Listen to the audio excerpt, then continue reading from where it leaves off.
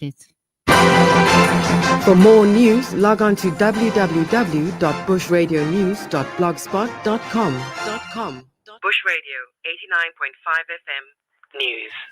Good evening. My name is Lerato Mashile, and this is the Cape Town Mayor Geordin Hill-Lewis radio simulcast. Now today, the Cape Town Mayor Geordin Hill-Lewis will be unpacking the city's plans to drive economic growth, moving our city forward towards affordable, sustainable, and clean energy, and cleaning up our cities together. Now, if you have any questions or want to join in this discussion, please do make sure that you WhatsApp us on our WhatsApp line on 061 862 1065 or SMS us on 32158, but please be advised that SMSs are charged at 1 Rand. Now, first and foremost, good evening, Jordan. How are you doing today? Good evening, Lerato. Good evening, all of our listeners around the city. I'm doing well, thank you. It's great to be here. Mm-hmm. Nice to see you again. Yes, definitely. Glad that you had a good break, and I hope that every Cape Townian had a great break, that you had some time with loved ones and friends, and that you are back in the city safely. Now, still speaking about, the great break that we had. I mean, it's been a busy period for you since you were here on December 1st. Now, first and foremost, I want to know, what were some of the key highlights of this past month? That's a great question. I think it was a very busy festive season, Christmas season for me and for the city. Yeah. Because we actually had a series of quite serious crises and, a major event with the sad passing of Archbishop Desmond Tutu. But it's weird to say that those are a highlight, but they actually are a highlight for me because, firstly, they were very interesting and took a lot of work. But most importantly, Cape Town shone through them. Just before Christmas, 2 days before Christmas, we had a major power outage after there was a high voltage Eskom line that went down next to the N1. We had hundreds of thousands of people in the city without power. And Cape Town, the team, what I call Team Cape Town, got together and sorted it out very, very quickly, got plans together to get around the problem. Even before the main Eskom line had been fixed, the power was restored to the city. Then we had the day after Christmas, the passing of the Arch, and Cape Town really played a leading role and I think did a beautiful send-off for our beloved Arch. And then, of course, we had the Parliament fire. So it was just non-stop this Christmas season. But Cape Town really shone. We raised our flag high. And I think all of us can be proud of how Cape Town did through this season. Then, of course, we had the lifting of the curfew, which was very important for our city, for the hospitality industry. And we got off all the red lists, which means our tourists started to come back. We saw an immediate spike in tourism arrivals, and that's going to hopefully continue now through January and February and March, which is really our peak tourist season for internationals. So all in all, a difficult period, but Cape Town's flag flew high, and I'm pleased that that's what it's really about. I love that. I love that you mentioned that despite all of the challenges that we went through as a city, we did definitely shine. Now, Jordan, you've made representations at the NERSA hearing this week and also stated a petition for Cape Townians to sign a petition calling on Eskom to withdraw its latest increase for the 2022-2023 financial year, which is at 20.5%. What is the city's position? So let's just break it down to basics for listeners. There's an organization called NERSA, which is the National Energy Regulator, which decides on what price increase Eskom is allowed to have each year. Now, everyone in the city knows that we have had major price increases for the last 15 years, basically. In fact, if I tell you the numbers, it's quite shocking. Over 15 years, 544% increase in electricity price in South Africa because of what's been going on at Eskom. Not just corruption, of course, but real mismanagement, the investment or the building of two enormous power stations that went very badly and which still aren't working. And so we've had to all pay for it as the public, and we are still paying for it. So this 20.5% increase, I think, is really indefensible and unacceptable, and basically unaffordable for the public. And that's the point that we made at NERSA this week. I did the city's presentation, public participation at NERSA, and my message was simple. Cape Town Capetonian families cannot afford a 20.5% increase in the price of electricity. It is not fair. No one in South Africa, no one is getting even inflation increases in your salary. If you're lucky if you just get a 5% increase in your salary. To increase the price of electricity by 4 times inflation, it's just unfair and unaffordable. And so the message was simple. The public cannot pay for Eskom's internal failures. It cannot be asked to pay always. We've paid and paid and paid, and enough now. Definitely. Now, if you want to be part of this conversation, please just do send in those WhatsApps on 061 862 1065. I'll say that again, 061 862 1065. Now, of course, there is also a commitment made at the end of last year by President Cyril Ramaphosa stating that he supported municipalities generating and purchasing their own electricity. How will you take that forward? Just before I get there, I just want to say thank you to Capetonians. On Friday afternoon, Lerato, this was really cool to see. On Friday afternoon, we put out a call to Capetonians to support our call to NERSA to reject this crazy 20.5% application.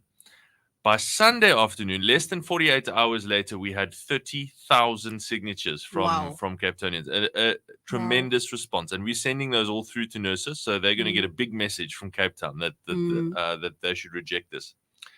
And you will have heard, we certainly spoke about it in our last discussion in December about the project to get Cape Town off load shedding or to protect Capetonians from load shedding over time. Now, last year, 2021, was the worst load shedding ever. I think we're going to have a year that is similar to last year, I'm afraid. And so it's going to be difficult. And it just underscores the urgency of this project. Now, we've got the commitment from President Ramaphosa that cities now can buy power independently. That means we don't have to buy only from Eskom, which has been the situation up until now. So I'm very keen to pursue that aggressively and go out to market this year, as early as possible this year, actually, to start the process of procuring our own independent power, which means solar power, wind power, and so on. And that means that over time we can start to build that, invest, build those new power facilities and capacity and reduce load shedding. And also, importantly, now that the price is so much on the agenda, we can actually pass on that saving to the customer, to the public, because the price that you're paying now for solar power and wind power is a fraction of Eskom power. Sure. So the more that the simple message is the more that we can reduce our reliance on Eskom over time, the more we can actually pass on those savings and protect Capetonians from load shedding. Definitely. Now we've got a WhatsApp here that says, "Hi, Mr. Mayor. Thanks again for coming to our community. What are your thoughts on the hospitality industry being more accommodating with their pricing for locals? There is so much beauty in Cape Town and yet we can't access it as rates are for tourists." I think that's definitely the case. We are running a program on responsible pricing where we do encourage businesses to please price themselves right for locals and international tourists. But I think this will happen naturally to the person who sent the WhatsApp. It will happen naturally because if there are no international tourists coming, no one is going to be paying those prices because locals won't pay those prices. And so those businesses will either adjust their prices or they will go out of business. Okay. And that's the wonderful way in which the competition in the market works. Because if there are other restaurants that are charging more reasonable prices, then they will get the customers. And those who are charging unreasonable prices will not get the customers, and they will either get the message or they will not do very well in business. But we are constantly encouraging tourism businesses in Cape Town to price responsibly, not price themselves out of the market. Don't only price yourselves for Germans and Brits and Americans, but also for locals. Definitely. Now, of course, we are unpacking the city's plans to drive economic growth, moving our city forward towards affordable, sustainable, stable and clean energy, and cleaning up our city together with, of course, our Cape Town Mayor Geordin Hill-Lewis. And if you have any questions, please just do WhatsApp us on 061 862 1065. I'll say that again. The WhatsApp line is 061 862 1065. Now, Geordin, speaking about your plans to grow the economy, after a a suggestion from a member of the public who made a suggestion to pedestrianize the streets of the CBD. You launched a series of street dining initiatives starting last month. Tell us about the intention as well as the response thus far. Okay. Yes, this was actually also another highlight of the December period. I'm glad you mentioned it. So, we had this announcement on the 7th of December, which I'll never forget, around the Omicron variant. And immediately, within 48 hours, South Africa was back on the red list. And we thought to ourselves, such bad news going straight into our peak season for tourism, for hospitality.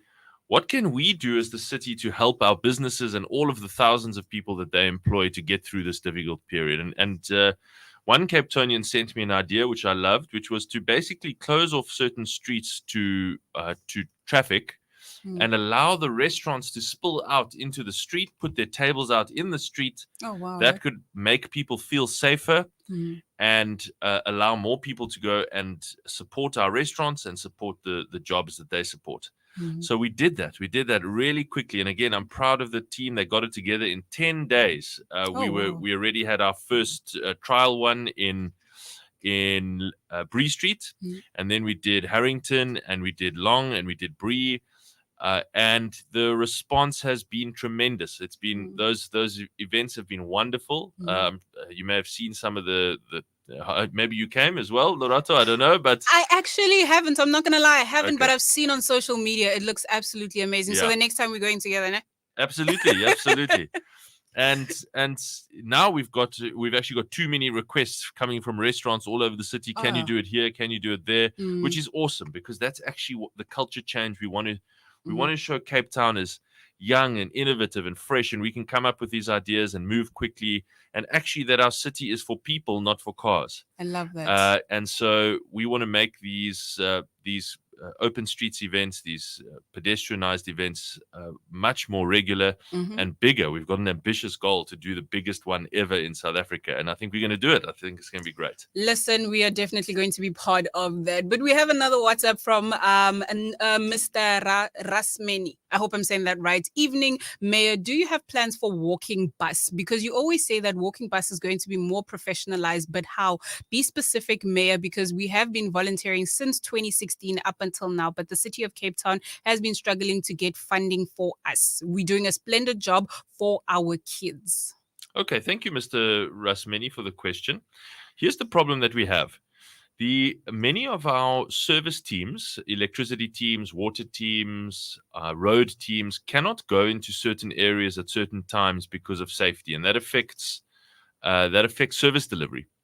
So what we're going to do is we're going to be shifting. Firstly, the walking bus is certainly shifting out of the mayor's office. I don't think it was ever right for a program like that, which is essentially a safety program, to be located inside the mayor's office. It is shifting to the safety department, and it's going to be focusing more on protecting our service delivery teams when they come and do basic service delivery in those high priority areas.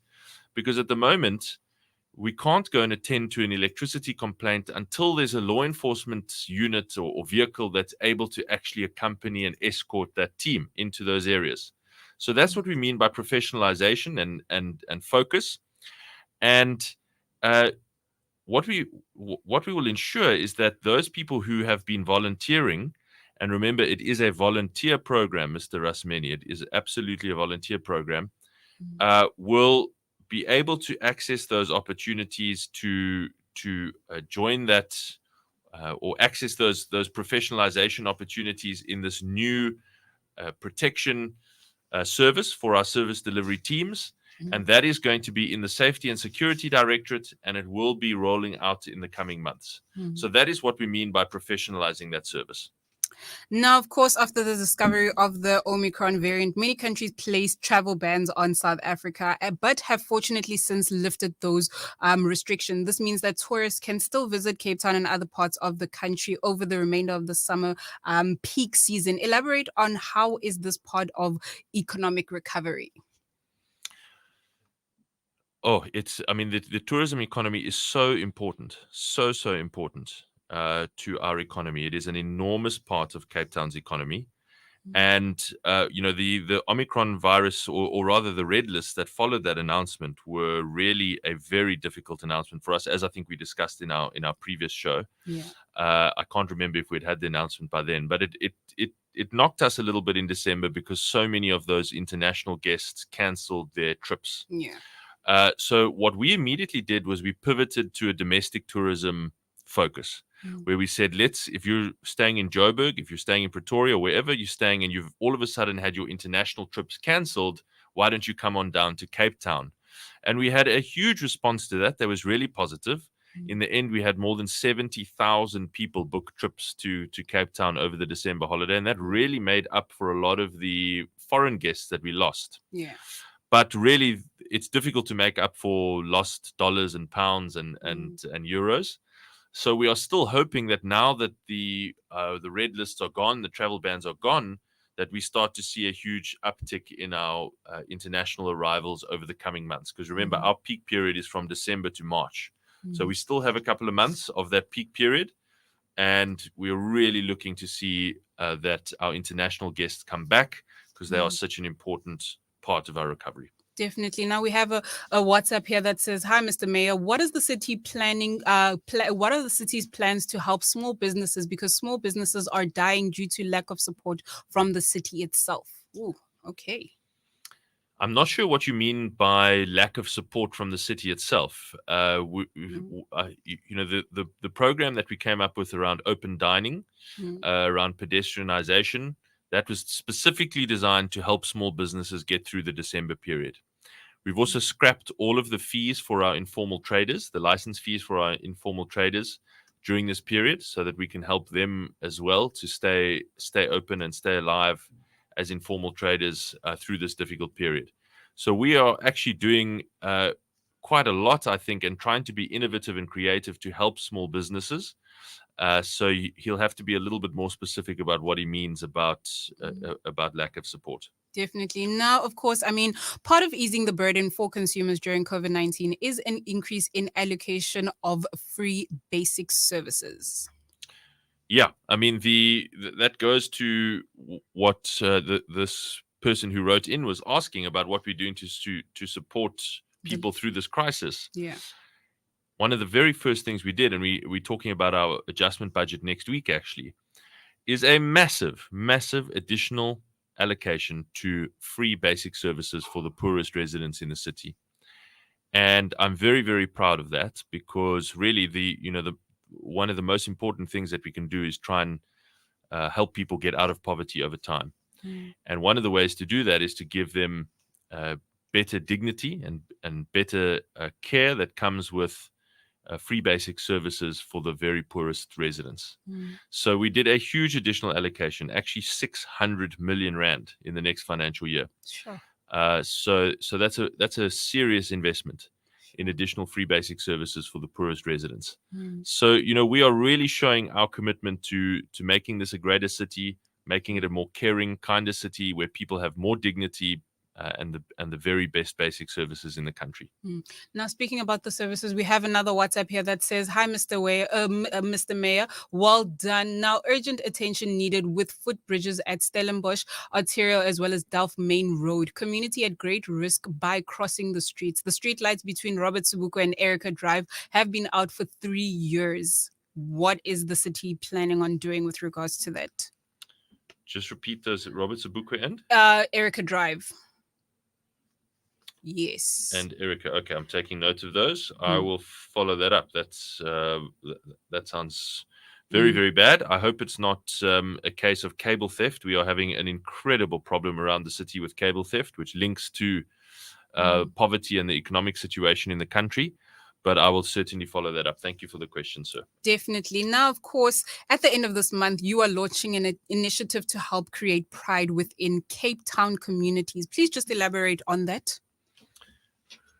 When I was elected, I'm just going to stand up. When I was elected, one of the things I said is that I want people to feel a sense of pride in Cape Town. That this is not just a city, it's not just a place to live, but that it's a home. And that whether you are staying here or in Joburg, that you can look to what's happening in Cape Town and say, wow, that makes me proud to be South African. Part of that is that we've got to take pride in our city and show care and respect and love for our community. And that means not littering, not dumping illegally on parks and public open spaces, and helping us to clean up. It can't only be the city that cleans up the city. We've all got to roll up our sleeves and help to clean up. And by doing that, we'll build that sense of common pride and care for Cape Town. So what I'm doing later this month is launching a Clean Up Cape Town campaign. And, I always say everyone, many people will remember this on the line, I'm sure. When you were going to get guests, when you were a young child, what did your parent make you do if guests were on the way? You had to quickly clean up the house. Now, COVID is nearly over. Our international guests are coming back. This is our home. We take pride and respect in our home. And so all of us, we're going to get together and we're going to help clean up. And I'm so encouraged, even before we've launched this, by the way. I've just been talking about it on radio shows and interviews like this. We've already got dozens and dozens of offers from neighborhood watchers, from residents associations, from school kids, from you name it. People are saying, count me in. I want to help clean up Cape Town. Even if it just means filling up one bag of litter, I'll do my part. So I'm excited about that. I think that's going to be great. It's going to be helpful to building the sense of pride that we want to see in our city. And I encourage everyone to get involved. This is not about payment. This is we are Cape Townians. We're volunteering to help. And I encourage everyone to get involved. Definitely. Now, of course, we have another WhatsApp. We love these WhatsApps that are coming in. I have a WhatsApp here that says, "Good evening, Mayor. What's the city doing regarding the election posters that are still on the street polls? The municipality said that it would fine political parties if they haven't removed their posters or banners by November 2021. How much has the city made from these fines, and where does the money go?" Okay, I don't have offhand exactly how much the city's made from the fines, but I know that the fines department is pretty good at issuing those fines. And I can tell you that they act without fear or favor, because even my party has got some fines about posters, and we've had to go and remove them and pay those fines. So I'll have to just check how much it has been. Obviously, I don't see that detail, but the fines go to the revenue raised goes to the city, and it's used for all the things that the city spends money on. It goes into the city's pot. And now we also have another WhatsApp here. Unfortunately, time is of the essence, but there's a WhatsApp that says there are rumors that the Rocklands Clinic will be closing. Can the mayor respond to this? Okay, so yes, I can. Thank you for that question.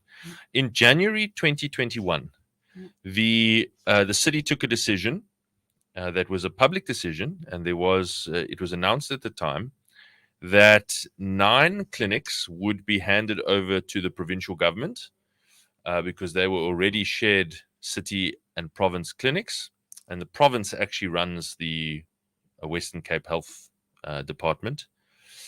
And those 9 main clinics, where they had smaller city clinics running right next to them or very close to them, those clinics would be considered for closure.